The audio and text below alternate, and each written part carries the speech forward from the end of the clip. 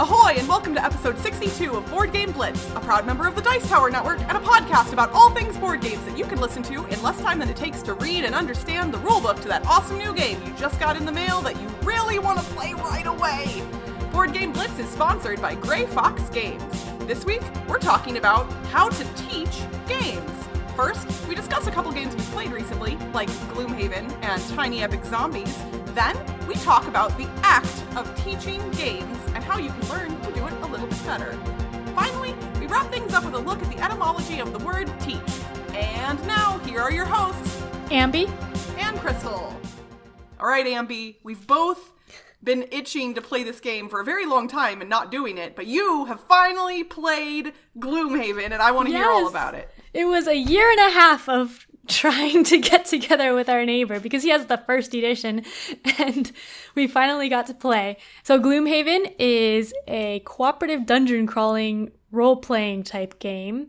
It was published in 2017, designed by Isaac Childress and published by Cephalofair Games. It's on the second edition now, but I played the first edition because my neighbor got it a long time ago. So it's a cooperative dungeon crawling game. We're playing 4 players. It's a campaign game, and we've played 4 scenarios so far. So in Gloomhaven, there's a big map with different locations you can go to, and each location is a different scenario. And as you do the different scenarios, different locations open up, and I think it also depends on which scenarios you choose to do, but I don't know the whole story yet because we're just 4 scenarios in. So each player plays a different character that has different powers. I'm a mind thief, which is this rat-shaped being that has some mind control powers, and I can summon a rat army. So that's fun. And your characters can level up, and later they retire, and you start up new characters. We haven't gotten that far yet. We've gotten to level 2 now, though.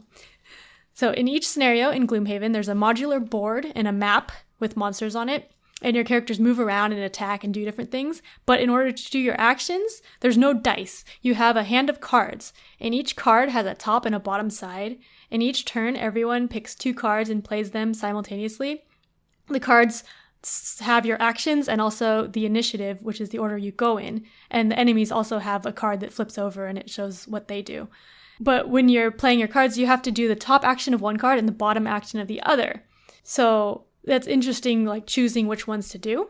But then once you do your action, you discard the cards and your hand is smaller for the next turn. So you have to plan what you want to do throughout the game. And some actions on your cards are super powerful and you lose the card, which means it's out of the scenario. And you get your discarded cards back when you rest.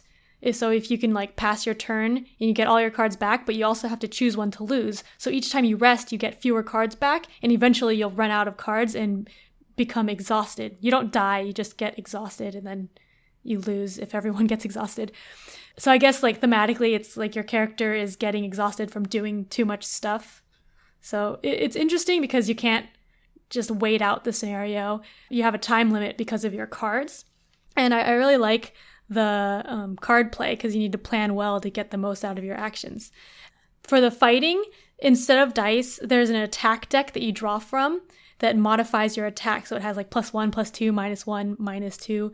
And it also has a card that cancels out your attack, so it doesn't do anything. So you don't know if your attack will do damage or hit.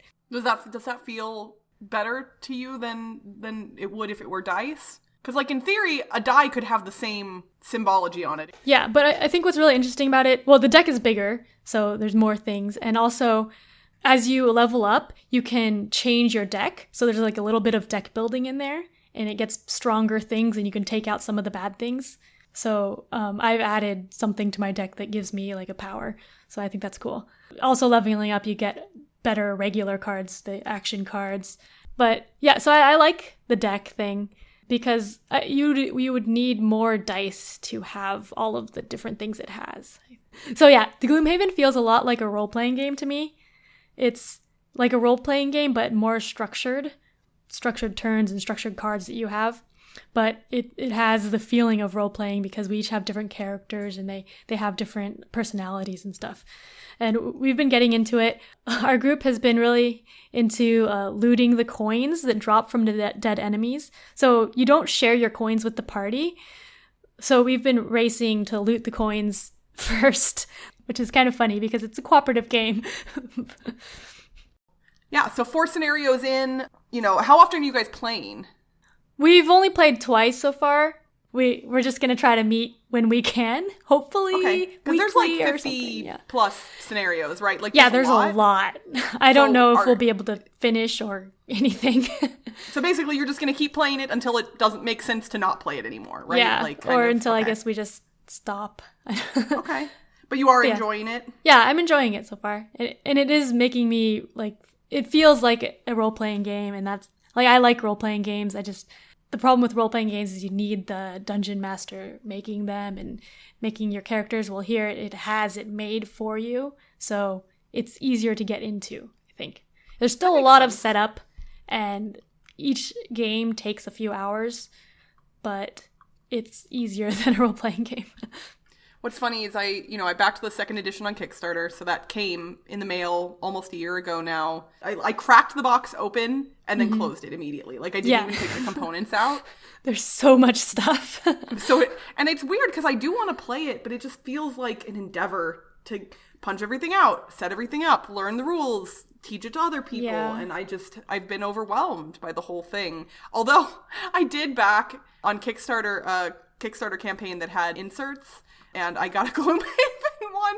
So I will have the means to organize it in the future. I don't remember when that Kickstarter is fulfilling. Mm-hmm. So maybe that will motivate me to organize it. Yeah, our neighbor has a really nice insert, and it still takes a while to set up. And the rules, there's so many rules, and we have to keep looking up rules all the time. And I think we played something really wrong the first time, but it's still fun. Hey, well, there you go. As long as it's still fun, that's is what matters. Mm-hmm. Well, I recently got a game in the mail that I had backed on Kickstarter previously, and I was pretty excited about it, even though the theme is not something that I'm often excited about, and that is Tiny Epic Zombies. The Tiny Epic line of games from Gamelin Games has been kind of hit or miss for me, although I will admit there have been none of them that I outright hated that I've tried. They've usually ranged from meh, that was okay, to wow, this is awesome. The only one that was wow, this is awesome thus far was Tiny Epic Quest. That was and still is my favorite Tiny Epic game. I guess that's a spoiler for my thoughts on zombies. Tiny Epic Zombies falls squarely in the camp of that was okay, at least after only one play. So what's neat about this game is there are a bunch of different game modes. And considering that this is in a very small box, I am incredibly impressed with the variety of things you can do with this game.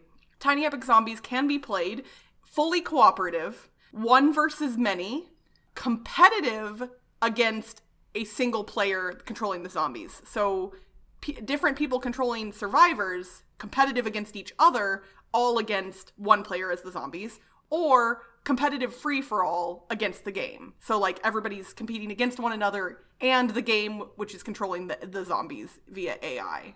Oh, and solo, technically. You can play this game solo as well. So there are 5 different game modes that you can play. That in and of itself is pretty darn cool for a game that comes in a box this size, truthfully.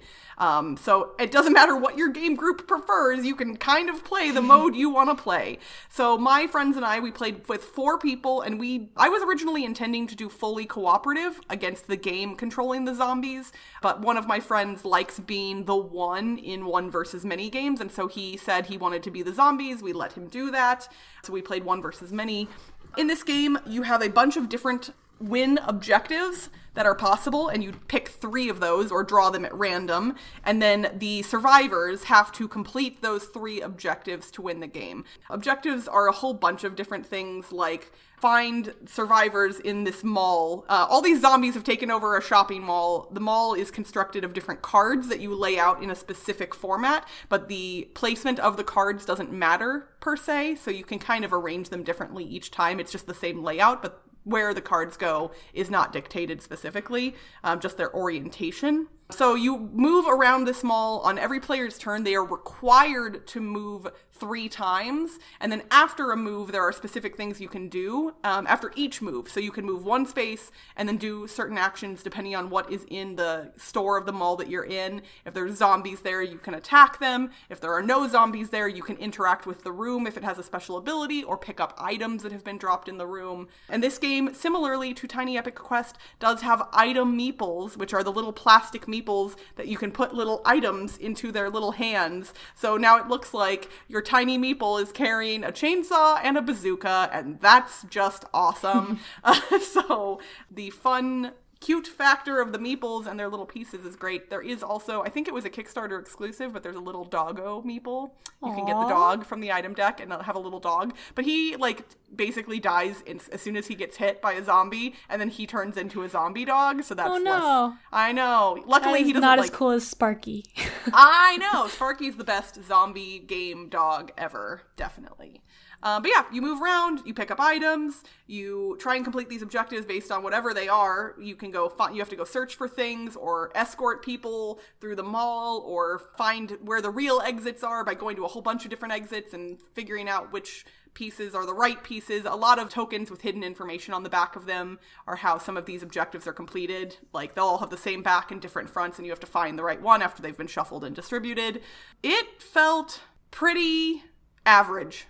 There was nothing bad about this game mechanically, but there was nothing that made me go, wow, that's so cool. And I will say the person that was controlling the zombies very specifically felt like he was doing very little, because on his turns, which the zombie player in a 1 versus many game gets to take a turn after every single other player's turn. The zombie player gets to give cards to the other players, which could be good or bad things from a specific deck. And then if the zombie player guesses what room that player is going to be in and the color on the card he gave them matches the room they ended up in, he gets to trigger a special ability. Our zombie player was not guessing the color right very often, so he wasn't able to use his special ability very often. And then all you get to do as the zombie player is put out 2 zombies into the color of room that you put on the card. So he did not feel like he got to do much, truthfully. He did whittle down our health a little bit, and we came close to losing, I think, but not super close. So it wasn't very dramatic. It wasn't super exciting. I did like it. And I'm going to play some of the other game modes. I'm curious to know how the AI works when you have the zombies controlled by the game. And I am hopeful that might be better. And actually, I'm kind of hopeful that the solo game might be good as well. So the jury is still out. I do not see this overtaking Quest as my favorite based on my first play. But I'm definitely going to give this some additional plays. But yeah, not bad. Not amazing. Still, I've said this about the other Tiny Epic games, and I will say it about this one too.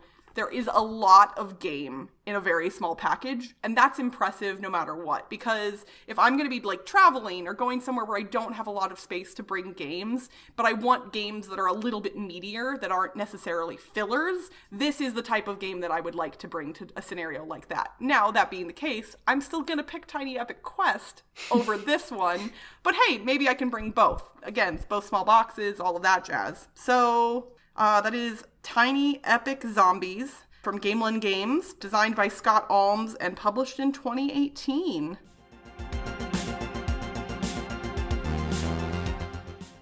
We asked our Patreon supporters in our Slack channel to tell us what they wanted us to talk about for this episode, because we really love our Patreon supporters. They wanted to hear our thoughts on how to teach board games. And I think that's a really important discussion to have, and one that we haven't really touched on in any great detail in the past. And I will preface this by saying neither Ambie nor I are teachers for a living.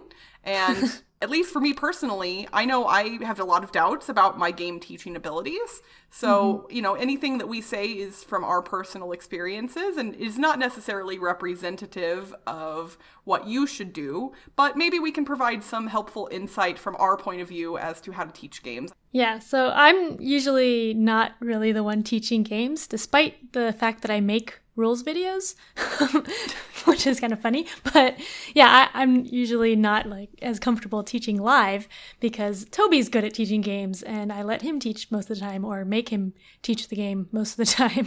So most of these tips will just be what I've observed from watching Toby teach games because I think he's actually a pretty good teacher. I will attest that is true. Toby is a good game teacher. I actually teach games pretty frequently in my game group. We have a large game group, but only a handful of people that tend to bring games. A lot of the people that are regulars, they own board games, but they know other people are bringing them, so they just kind of show up and play whatever other people bring. And it tends to be me and my friend Greg that are almost always bringing and teaching games. And what's funny is I don't always enjoy teaching, and there are weeks where I definitely don't want to teach a game. And then I come in and Greg and I are the only two that have brought games. So I inevitably end up pulling out some of mine and then teaching them. I guess I've been teaching a little bit more at work when we play games at work because I'm like the game person there. Wait, what? You're the game person? Shocking. Yeah.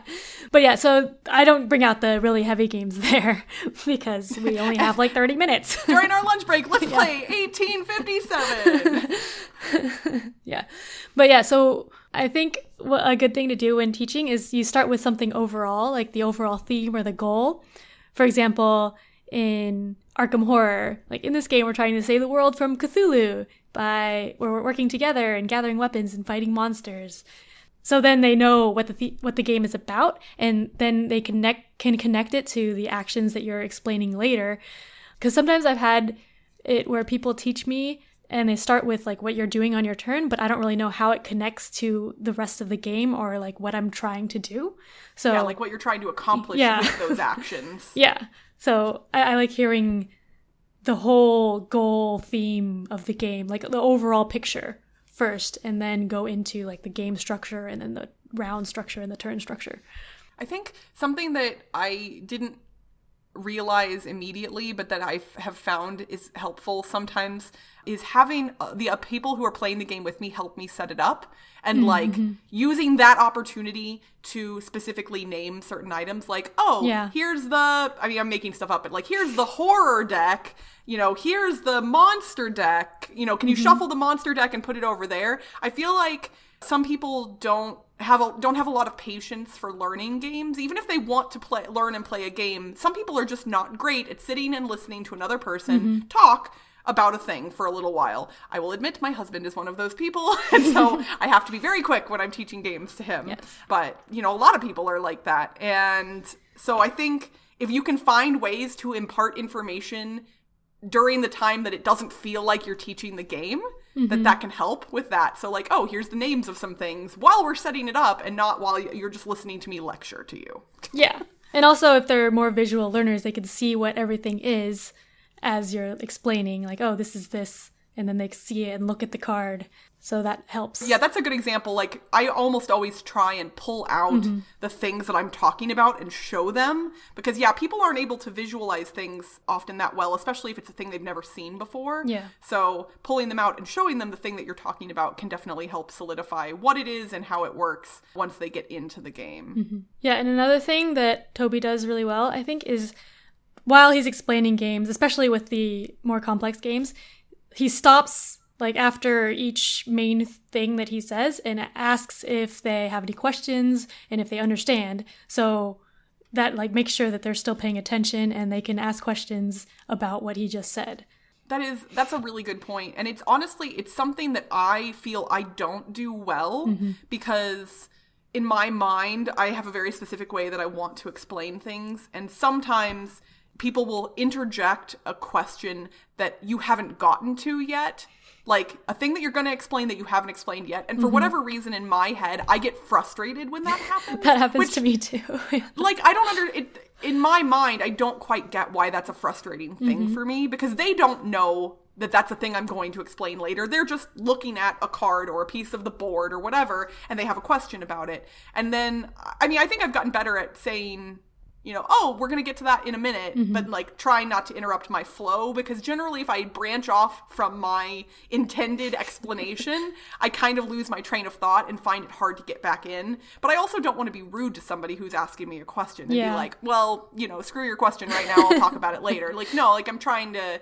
And I also get frustrated when I've already explained a thing and I feel like I've explained it clearly, but somebody either wasn't listening or didn't understand and now asks me the exact thing I've already explained. That also frustrates me. And I don't always deal with those moments well. For the record, I'm not a teacher. I've never wanted to be a teacher in my life. I have a lot of respect for people who are teachers because, wow, teaching is hard and teachers are underappreciated. Also, I know we're not talking about just like the profession of teaching, but do a lot of work for not a lot of credit. And it's hard, and it's not a thing that I feel like I'm good at. Even if I understand a game well, imparting that knowledge into people, and then my worst thing is finding new ways to explain something if somebody doesn't understand it the way I've explained it already. Yeah, I used to tutor math as a side thing, and yeah, people definitely learn in different ways, and you have to explain things in different ways. So I guess another thing with board games, you can ask people how they prefer to learn. Like some people want to know all the rules up front, some people want to learn as they go, or some people want help on their turn and want like explanations as they're playing. So if they know how they like learning, then maybe you can ask them, and then that can affect how you teach.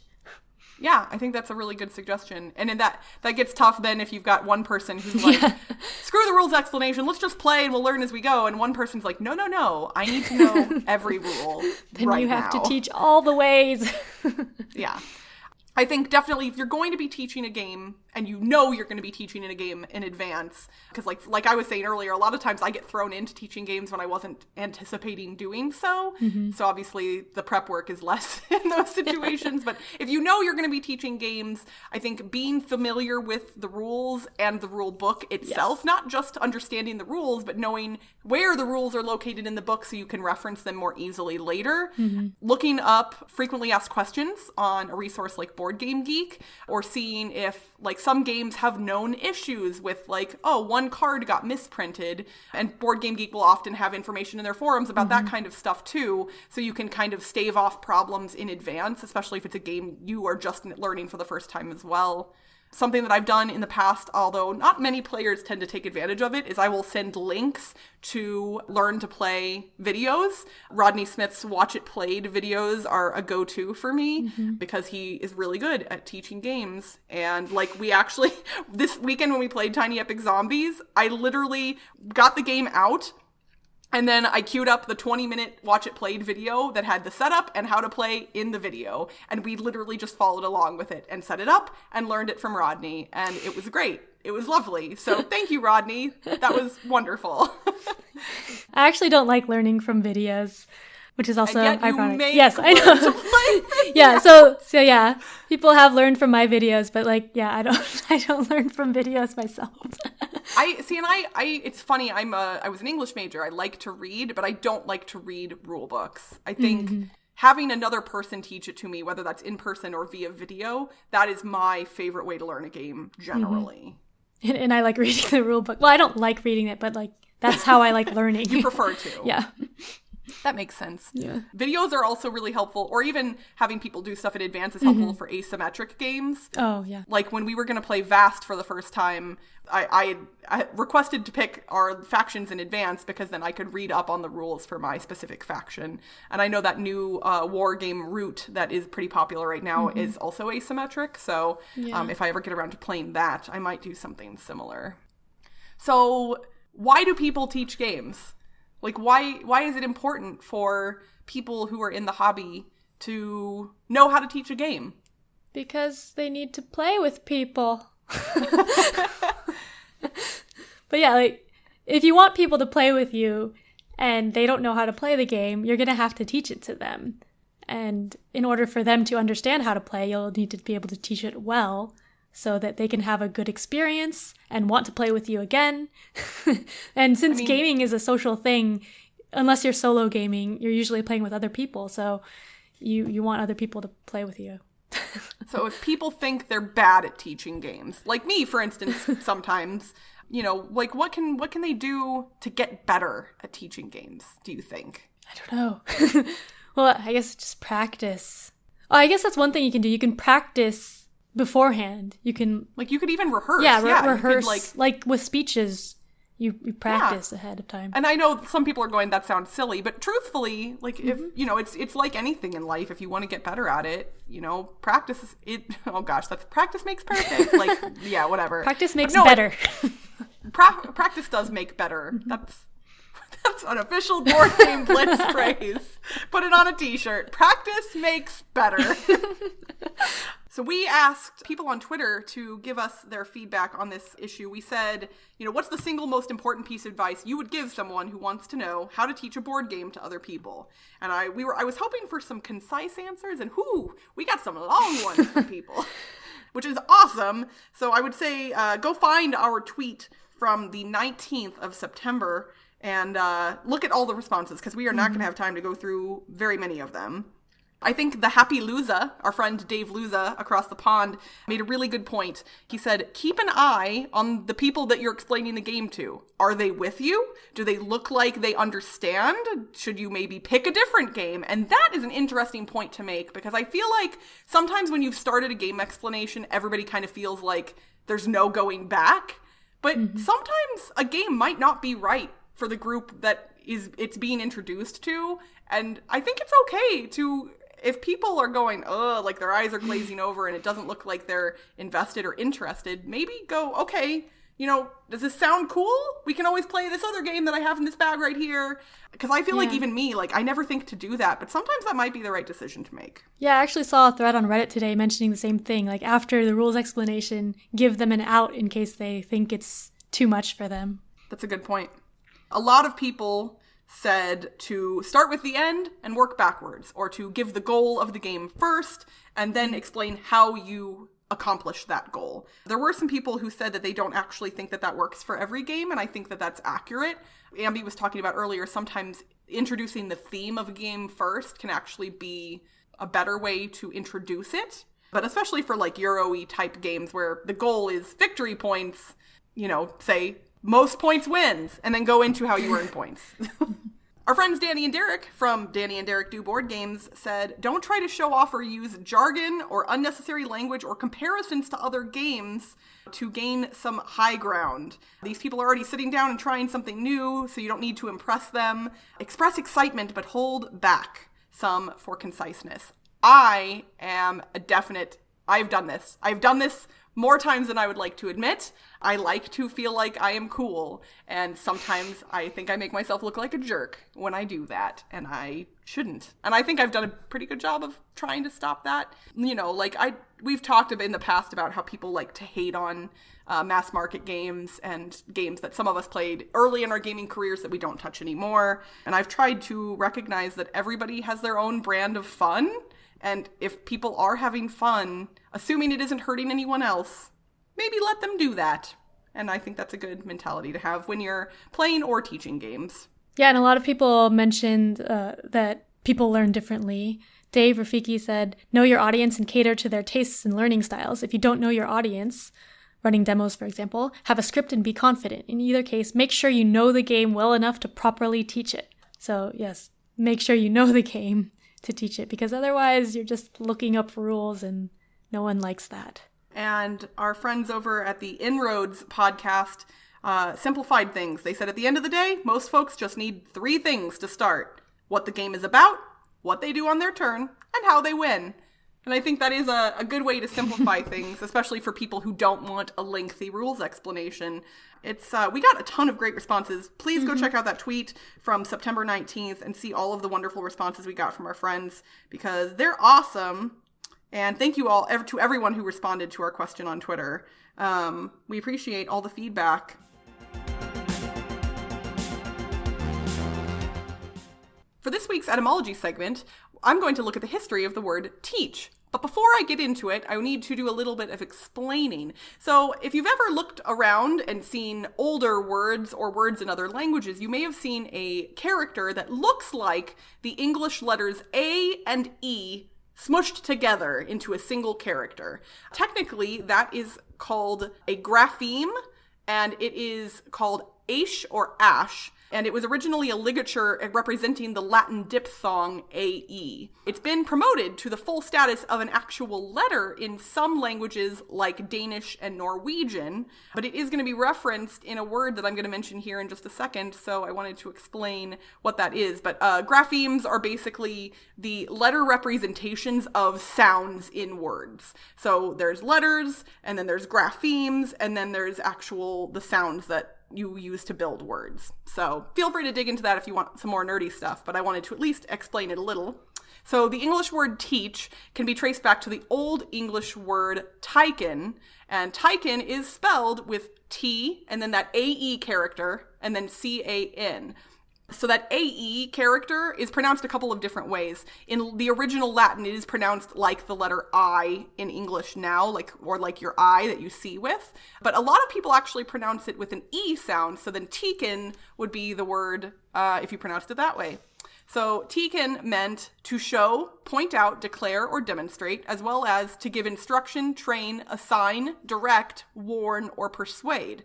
That word stems from the Proto-Germanic Teichen, meaning to show, which was also the source for the German zeigen, meaning to accuse, and the Gothic geteien, meaning to announce.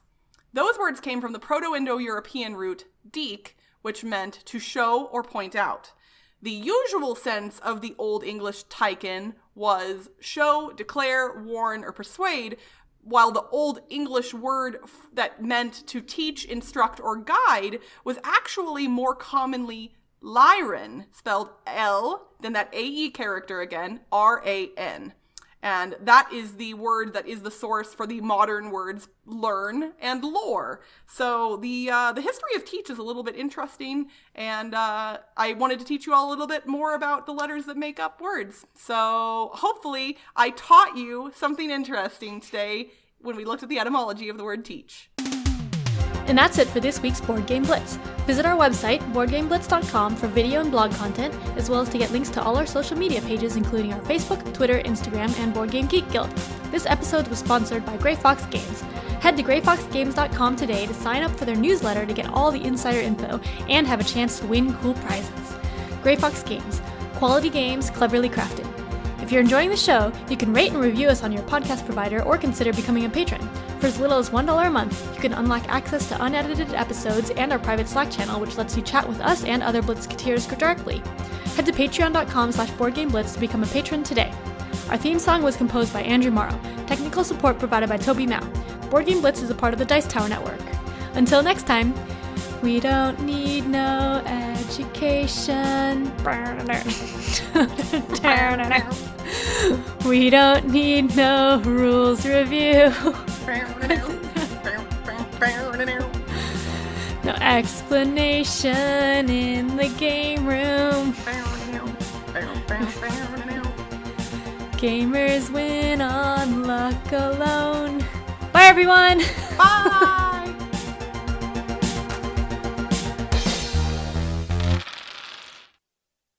Hello, and welcome to episode... Hello sounded weird to me. Hello! Too much. Ahoy, and welcome to episode... I'm trying. Oh, gosh. I can do this. Alliteration.